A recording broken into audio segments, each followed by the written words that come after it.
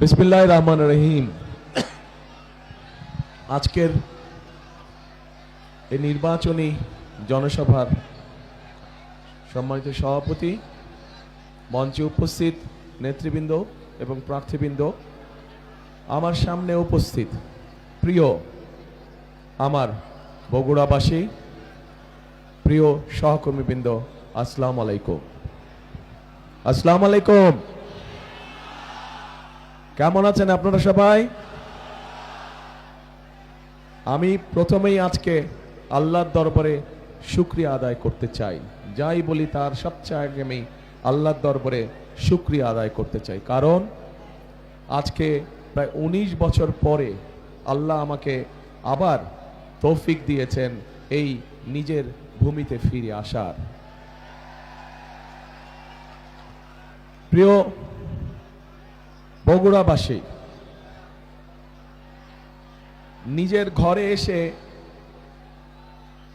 কি বলবো, আসলে আমি নিজেও একটু তাল হারিয়ে ফেলেছি, নিজেও অনেকটা ইমোশনাল হয়ে গিয়েছি আমি। সেই জন্য নির্বাচনী জনসভা বক্তব্য রাখার কথা, কিন্তু কি বক্তব্য আমি রাখবো ঠিক আমি নিজেও বুঝে পাচ্ছি না। ঘরের মানুষের কাছে তো বলবার কিছু নেই। আছে কিছু ঘরের মানুষের কাছে বলবার? প্রিয় বগুড়াবাসী, এর আগে যখন আমি দেশে ছিলাম, আজকে থেকে 19 বছর আগে, কম বেশি এখানে প্রত্যেকটা মানুষ যারা সেদিন আমার বয়সী ছিলেন বা আমার থেকে একটু ছোট ছিলেন বা আমার থেকে বড় ছিলেন, আমি অনেক নতুন প্রজন্মের মানুষকে দেখছি। তারা হয়তো তখন অনেক ছোট ছিল, হয়তো আমাকে দেখেছে বা দেখে নাই অনেকেই, কিন্তু যারা সেদিন আমাকে দেখেছিলেন এবং সেই স্মৃতি মনে আছে, নিশ্চয়ই আপনাদের মনে আছে যে বগুড়া সদর সহ সমগ্র জেলায় মানুষের প্রয়োজনে যেই কাজগুলো করা দরকার ছিল, আমরা চেষ্টা করেছি সব কাজগুলো কম বেশি করার জন্য। হয়তো আমরা 100% সাকসেসফুল হইনি, কিন্তু যতটুকু পেরেছি সরকারের আইন কারণ রীতিনীতির মধ্যে থেকে যতটুকু সম্ভব হয়েছে আমরা চেষ্টা করেছি। সেদিন এই বনানী মাটিডালি রাস্তায় বলুন, এই যে চওড়া রাস্তায় বলুন, শহীদ জিয়াউর রহমান মেডিকেল কলেজ বলুন, গ্যাসের লাইনের কথা বলুন, এরকম আরো বিভিন্ন উন্নয়নের কাজের কথা বলুন না কেন, যা যা মানুষের প্রয়োজন আমরা চেষ্টা করেছি এই বগুড়াতে কাজগুলো করার জন্য। বগুড়াটি ছিল আমার কাছে একটি মডেল জেলার মতন, কারণ একটি মডেল জেলার মতন কারণ আমি সবসময় চিন্তা করতাম যে বাংলাদেশের 63 জেলাকে কিভাবে কোনোদিন যদি আল্লাহ সুযোগ দেয়, কোনোদিন যদি আল্লাহ রহমত দেয়, তাহলে ওই 63 জেলাতে বাকি যে 63টা জেলা আছে বগুড়া বাদ দিয়ে, সেই 63 জেলাকে কিভাবে সাজাবো, এই কাজগুলো আমি বগুড়ায় করতাম। যে বেসিক মানুষের একটি জেলার মৌলিক যে প্রয়োজনগুলো, সেই মৌলিক প্রয়োজনগুলো ধীরে ধীরে আমরা বগুড়ায় তৈরি করেছিলাম। এই মুহূর্তে কম বেশি আমরা গর্বের সাথে বলতে পারবো, সেদিন আমরা যতটুকু কাজ আপনাদের সকলকে সাথে নিয়ে, আপনাদের সকলের সহযোগিতায় 2001 থেকে 2006 পর্যন্ত যতটুকুই আমরা করতে পেরেছিলাম কাজ এলাকার জন্য, প্রত্যেকটি বগুড়ার 7টি এলাকায় যতটুকু কাজ আমরা করতে পেরেছিলাম, বাংলাদেশের যে কোনো জেলা থেকে আমরা বেশি কাজ করেছিলাম, যে কোনো জেলা থেকে আমরা ভালো কাজ করেছিলাম। এবং সেজন্যই আমি এটাকে মডেল জেলা বলে থাকি। এটি আমার নিজের কাছে মডেল, কারণ এই জেলায় একটি মানুষের, সে যেই শ্রেণীরই মানুষ হোক না কেন, মোটামুটি যা কিছু প্রয়োজন চলার জন্য সবকিছু কিন্তু বগুড়া শহরে আছে। মোটামুটি সবকিছু কিন্তু বগুড়া শহরে আছে। খুব বেশি ঢাকা শহর বা অন্য জায়গায় যাওয়ার প্রয়োজন হয় না কিছু কাজ ছাড়া। কিন্তু অনেক জেলায় আছে কিছু হলেই তাদেরকে চলে যেতে হয় ঢাকায়। আলহামদুলিল্লাহ, আল্লাহর রহমতে বগুড়ায় আমরা সেই ইনফ্রাস্ট্রাকচারটা গড়ে তুলতে সক্ষম হয়েছি। প্রিয় বগুড়াবাসী, সামনে নির্বাচন। এই নির্বাচনে আমাদেরকে, দেশের মানুষকে একটি সিদ্ধান্ত নিতে হবে। এই নির্বাচনটি শুধু নির্বাচনই নয়, এই নির্বাচনটি নিশ্চিত করবে আগামী দিনে এই দেশের মানুষের জবাবদিহিতার মূলক সরকার তৈরি হবে কি হবে না। সেই জন্যই আজকে বগুড়াবাসীর কাছে আমার আহ্বান থাকবে, অনুরোধ থাকবে যে এই নির্বাচনটির ব্যাপারে আমাদেরকে অত্যন্ত সিরিয়াস থাকতে হবে। কারণ এই নির্বাচন আমাদেরকে দিক নির্দেশনা দেবে যে আগামী দিনে দেশ কোন দিকে পরিচালিত হবে। আমরা যদি আমাদের প্রত্যাশিত কাঙ্ক্ষিত লক্ষ্যে দেশকে নিয়ে যেতে চাই, অবশ্যই তাহলে আমাদেরকে গণতান্ত্রিক ব্যবস্থাকে প্রবর্তন করতে হবে এবং তার জন্য 12 তারিখের নির্বাচনটা অত্যন্ত গুরুত্বপূর্ণ। প্রিয় ভাই বোনেরা, এলাকার উন্নয়নমূলক কাজ এখন আমি কোন দিক দিয়ে বলবো? এর আগে যখন আমরা কাজগুলো করেছি তখন এখানে এমপি হিসেবে ছিলেন আম্মা অর্থাৎ দেশনেত্রী বেগম খালেদা জিয়া, উনি এমপি হিসেবে ছিলেন। আজকে উনি আমাদের মাঝে নেই। আজকে ওনার জায়গায় আপনাদের সামনে এসে আমি দাঁড়িয়েছি। এখন আপনাদের সন্তান হিসেবে আমি এই কথা বলবো নাকি প্রার্থী হিসেবে বলবো, সেটাও একটা মুশকিলের ব্যাপার। হ্যাঁ, এলাকার সন্তান হিসেবে ঠিক আছে। হ্যাঁ, ওই তো ভাই হিসাবে, এলাকার সন্তান হিসাবে, তাই তো? হ্যাঁ, তাহলে এলাকার সন্তান হিসাবে বা ভাই হিসাবে যে হিসাবেই বলি না কেন, এখানে অনেকে অনেকগুলা দাবি দিয়ে গেছে। আপনারা সুযোগ দিন, ইনশাল্লাহ যতটুকু সম্ভব আল্লাহর রহমতে সরকার গঠন করলে 12 তারিখে যতটুকু সম্ভব সে ব্যাপারে আমার মনে হয় না কারো চিন্তা করার প্রয়োজন আছে। আমরা তবে আজকে 2001 থেকে 6 পর্যন্ত আমার যে অবস্থানটি ছিল, আজকে কিন্তু আমার অবস্থানটা, যেহেতু আপনারা ঘরের মানুষ, আপনাদের সাথে আমি একটি কথা শেয়ার করতে চাই। 2001 থেকে 2006 আমার একটি অবস্থান ছিল, আজকে আমার অবস্থানটি ভিন্ন। 1 থেকে 6 পর্যন্ত আমি বগুড়াকে যেভাবে দেখতাম, সামনের দিনে ইনশাল্লাহ অবশ্যই সেভাবে দেখব। তবে এই যে একটু আগে একটা কথা বলেছেন, একজন প্রার্থী আমাদের বলেছেন যে গত 15 বছর ধরে বগুড়া বঞ্চিত ছিল। একটি কথা একজন বলেছেন। প্রিয় ভাই বোনেরা, বগুড়াই শুধু বঞ্চিত ছিল না গত 15 বছর ধরে। গত 15 বছর বগুড়া তো বঞ্চিত ছিলই, বলা যায় সমগ্র বাংলাদেশে সত্যিকার ভাবে বঞ্চিত ছিল।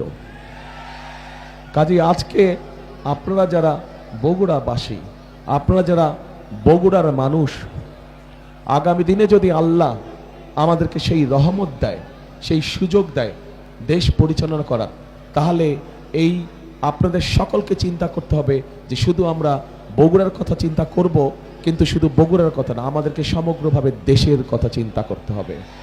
বগুড়াকে যখন আমরা সামনের দিকে নিয়ে যাব, ঠিক একইভাবে আমাদেরকে সমগ্র দেশকে সাথে টানতে হবে। সামগ্রিকভাবে সমগ্র দেশ কিন্তু গত 15 বছর সত্যিকার মানুষের যেই কাজগুলো, সেই কাজগুলো থেকে সমগ্র দেশ কিন্তু বঞ্চিত হয়েছে। দেশের মানুষ চিকিৎসা সুবিধা ঠিকভাবে পায় নাই। দেশের কৃষকরা তাদের বিভিন্ন সুযোগ সুবিধা থেকে বঞ্চিত হয়েছে। দেশের ছাত্রছাত্রীরা, দেশের শিক্ষা ব্যবস্থা সম্পূর্ণ ধ্বংস হয়ে গিয়েছে। আমরা যদি এভাবে দেখি, প্রত্যেকটি ক্ষেত্রে একটি সরকার বা দেশের যতগুলো সেক্টর থাকে, গত 15-16 বছরে কল কারখানা, মিল কারখানা কোনো কিছু সঠিকভাবে গড়ে উঠতে দেয় নাই। শুধু একটি কাজ হয়েছে, মেগা প্রজেক্ট হয়েছে তথাকথিত, এবং মেগা প্রজেক্টের নামে মেগা দুর্নীতি হয়েছে। প্রিয় ভাই বোনেরা, কাজেই আমাদের সকলকে আগামী দিন আল্লাহ রহমত দিলে আমাদের সকলকে সতর্ক থাকতে হবে। যেভাবেই হোক এই দুর্নীতিকে আমাদের টুটি চেপে ধরতে হবে, এই দুর্নীতিকে নিয়ন্ত্রণ করতে হবে, এবং দুর্নীতিকে নিয়ন্ত্রণ করার মাধ্যমেই আমাদেরকে দেশকে সামনের দিকে এগিয়ে নিয়ে যেতে হবে। কাজেই প্রিয় ভাই বোনেরা, আগামী দিনে আল্লাহ চাইতো আমরা সরকার গঠন করলে শুধু নিজের এলাকার কথা চিন্তা করলে চলবে না, সমগ্র বগুড়াবাসীকে নিজের জেলার সাথে সাথে সমগ্র দেশের কথা চিন্তা করতে হবে। আপনাদেরকে সমগ্র দেশের নেতৃত্ব দিতে হবে। পারবেন ইনশাআল্লাহ। আর চাকরি বাকরি অথবা ব্যবসা বাণিজ্য যেগুলো আছে, ইনশাআল্লাহ সবকিছু যোগ্যতার ভিত্তিতেই হবে। যেহেতু আমরা নিশ্চয়ই চাইবো না যে অন্য কেউ আমাদেরকে কোনো বিতর্কিত অবস্থানে ফেলুক, যে বগুড়া বলেই সব পাচ্ছে, আমরা বগুড়া না বলে পাচ্ছি না। আমরা কি চাই এরকম বলুক মানুষ? আমরা আমাদের বগুড়ার নাম খারাপ করতে চাই না। সেই জন্যই বগুড়ার ন্যায্য অধিকার অবশ্যই বগুড়া পাবে, বগুড়ার ন্যায্য অধিকার অবশ্যই বগুড়া পাবে। কিন্তু একই সাথে আমরা খেয়াল রাখবো আমাদের ন্যায্য অধিকার পেতে গিয়ে অন্যের ন্যায্য অধিকার যাতে আমরা নষ্ট না করি, অন্যের ন্যায্য অধিকার থেকে তাকে যাতে আমরা বঞ্চিত না করি, এই বিষয়টি আমাদেরকে অত্যন্ত সতর্কভাবে খেয়াল রাখতে হবে। প্রিয় ভাই বোনেরা, প্রিয় বগুড়াবাসী, আজ এই মুহূর্তে আমার আপনাদেরকে কিচ্ছু দেবার নেই। আজ এই মুহূর্তে আপনাদের কাছে শুধু আমার চাইবার আছে। ঘরের মানুষ, এই যে আমি এত রাত্রে যে মিটিং করছি, এই যে রাজনীতি করছি, এই যে কাজগুলো করছি, আমার স্ত্রী যদি আমাকে সহযোগিতা না করতেন আমি কিন্তু পারতাম না। পারতাম? ওনার সহযোগিতা আছে বলেই আমি পেরেছি। ঠিক একইভাবে আপনারা বগুড়ার মানুষ যদি আমার পাশে থাকেন, আপনারা বগুড়ার মানুষ যদি আমার পাশে থাকেন, আমাকে যদি মানসিকভাবে শক্তি সমর্থন আপনারা দেন, তাহলে ইনশাআল্লাহ আমরা বাংলাদেশকে আগামী দিনে একটা সুন্দর ভালো শক্তিশালী অবস্থানে নিয়ে যেতে পারবো। কাজেই প্রিয় বগুড়াবাসী, আজ আমি আপনাদের কাছে চাইতে এসেছি আপনাদের সমর্থন, আপনাদের সহযোগিতা, আপনাদের দোয়া আপনাদের কাছ থেকে আমি চাইতে এসেছি। এবং এই সব কিছুর সাথে যেই কথাটা আমি সব জায়গায় বলি, যতগুলো নির্বাচনী সভায় গিয়েছি সব জায়গায় বলি, কারণ এই কথাটি আপনাদেরই আরেক সন্তান সবসময় এই কথাটি বলতেন। তার নাম হচ্ছে শহীদ রাষ্ট্রপতি জিয়াউর রহমান। উনি বলতেন দেশকে গড়তে হলে আমাদের সকলকে ঐক্যবদ্ধ থাকতে হবে এবং ঐক্যবদ্ধভাবে আমাদেরকে কাজ করতে হবে। আমরা কাজ না করলে আমাদের দেশকে আমরা গড়ে তুলতে পারবো না। কাজেই ওনার কথার সাথে মিল রেখে আমি একটা কথা বলি, সব সময় প্রত্যেক জায়গায় বলেছি, সেই কথাটা হচ্ছে করব কাজ, গড়ব দেশ, সবার আগে বাংলাদেশ। আবার বলি, করব কাজ, সবার আগে বাংলাদেশ, ইনশাআল্লাহ। প্রিয় ভাই বোনেরা, অনেক রাত হয়েছে, আর কথা বাড়াবো না, শুধু আপনাদের দোয়া চাইতে এসেছি। দোয়া করবেন আপনারা উপস্থিত প্রত্যেকটি মানুষ এবং আপনাদের মাধ্যমে সমগ্র বগুড়া জেলার প্রত্যেকটি ইউনিয়ন, প্রত্যেকটি গ্রাম, প্রত্যেকটি উপজেলা, প্রত্যেকটি পৌরসভার প্রত্যেকটি মানুষের কাছে আমি দোয়া চাই, যাতে আপনারা বগুড়ার প্রত্যেকটি মানুষ আমাকে, আপনাদের এই সন্তান তারেক রহমানকে নিয়ে যাতে আপনারা গর্ব করতে পারেন, সেই দোয়া আমাকে করবেন। আমাকে নিয়ে যাতে আপনারা অহংকার করতে পারেন, সেই দোয়া আমাকে আপনারা করবেন। আপনাদের কাছে এই দোয়া চেয়ে নিয়ে আজকে আমি শেষ করছি বক্তব্য। আল্লাহ হাফেজ। বাংলাদেশ জিন্দাবাদ, বাংলাদেশ জাতীয়তাবাদী দল জিন্দাবাদ। আসসালামু আলাইকুম। আসসালামু আলাইকুম।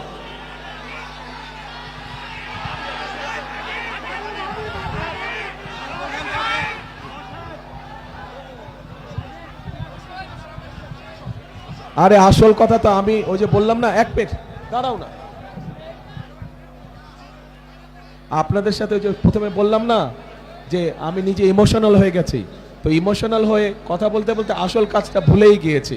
সেটা হচ্ছে আমাদের 6 প্রার্থীকে তো পরিচয় করে দিতে পারবো, কিন্তু আমাকে পরিচয় করে দিবে কে?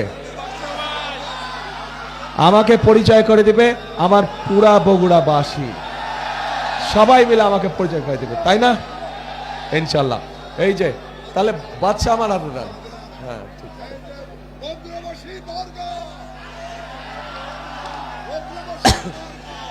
প্রিয় ভাই বোনেরা, এই যে এই 6 জনকে এবং ওনাদের সাথে আমিও আপনাদের সামনে দাঁড়িয়েছে, ইনশাল্লাহ 12 তারিখে এই ধানের শীষ, যা বগুড়ার গর্ব, এই ধানের শীষকে ইনশাল্লাহ বগুড়ার মানুষ যে কোনো সময় থেকে সবচেয়ে বেশি সম্মানের সাথে ইনশাল্লাহ বিজয় করে নিয়ে আসবে, ইনশাল্লাহ।